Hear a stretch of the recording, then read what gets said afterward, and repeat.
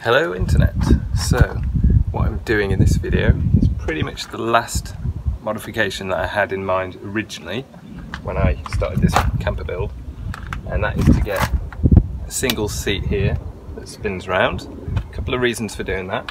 This bench is really good for carrying two passengers in, of course, so that's one thing that I'm sacrificing, but there are going to be a couple of benefits to having a swivel seat in the passenger side here. First of all and foremost, it'd be really good to have a seat that can be facing into the back here. That's going to open up the living area. The other thing as well is I found that getting between the front and the back here is a real squeeze with this. You can actually see here I've taken the arm off, that's why that hole's there, just so I can squeeze through there.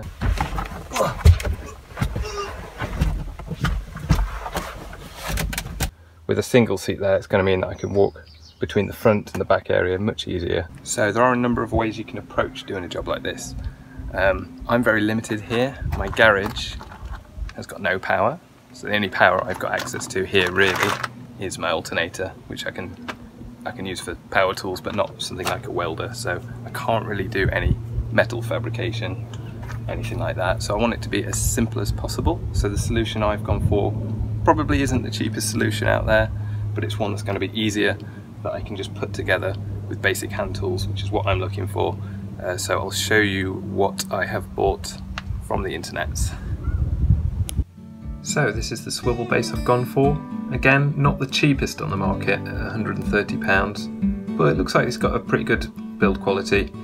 It also claims to be M1 tested to Directive 76/115/EEC. I don't know what any of that means, but it sounds good to a layperson like me, and it's specially made to bolt straight into any post 96 T4. I've also contacted the seller, who has advised me to use this with a seat from a T4 to ensure it all fits together without needing any fabrication. So here's the seat I ended up winning at £102, which is from a T4 Caravel. Looks like it's in pretty good nick. I don't really know if I've got a good deal on this or not, but £102 doesn't seem too bad for the condition that it looks like it's in. So now I just need to set off on a 3-hour round trip to Surrey to pick this up.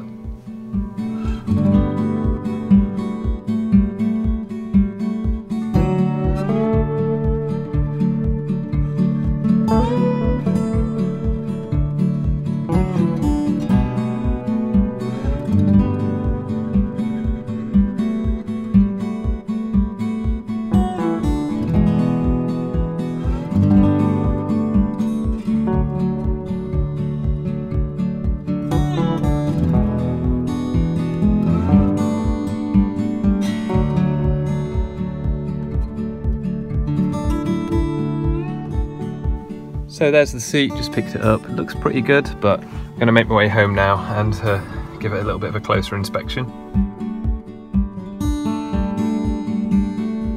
So that's the chair. It looks pretty good. I've gone over it quickly. Everything seems to be working fine. These armrests all function properly, and you've got the height adjustment there. They both work. The seat backrest goes back pretty far, which I'm pleased about. I didn't even know how far that was going to go back, but that's going to be pretty comfortable to lay back on.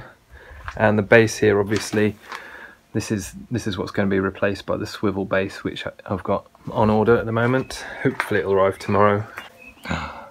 Free money. Base has finally arrived.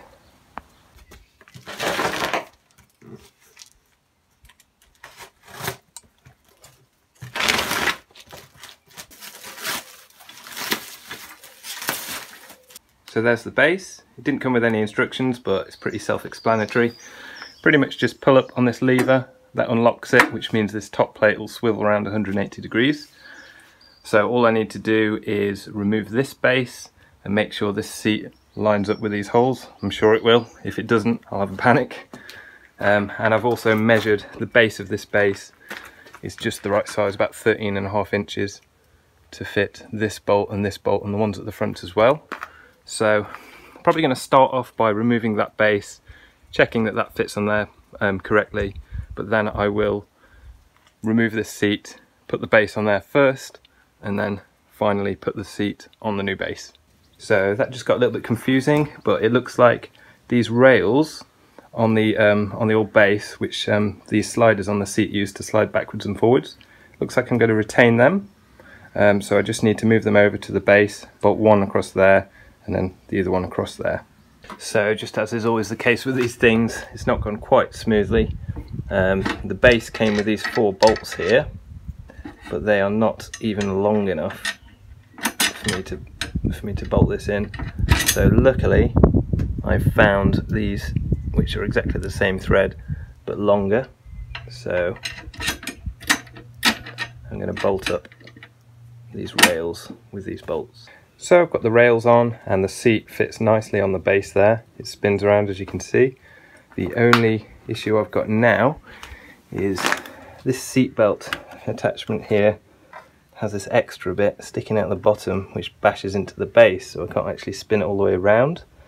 So not quite sure how to go about getting around this. At first I just thought cut that bottom bit off, but actually that's supposed to be bolted in.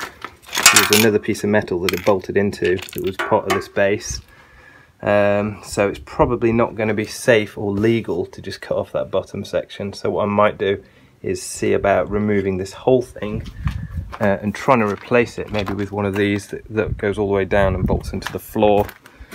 Not quite sure yet, but I'm going to start removing this seat and see what I can find.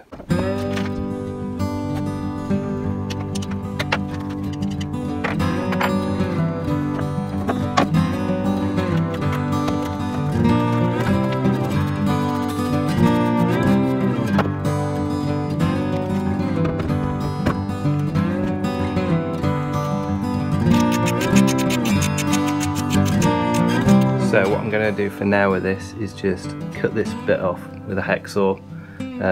Like I said, probably not safe, probably not legal, so it's just a temporary measure.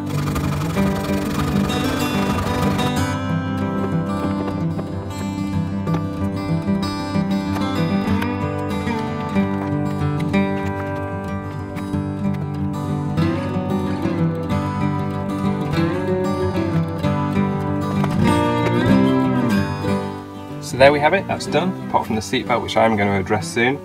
And obviously this is a lot easier to get into the front, and if I want to spin it around, just as simple as that. And now I've got a seat into the living area, so super pleased with that.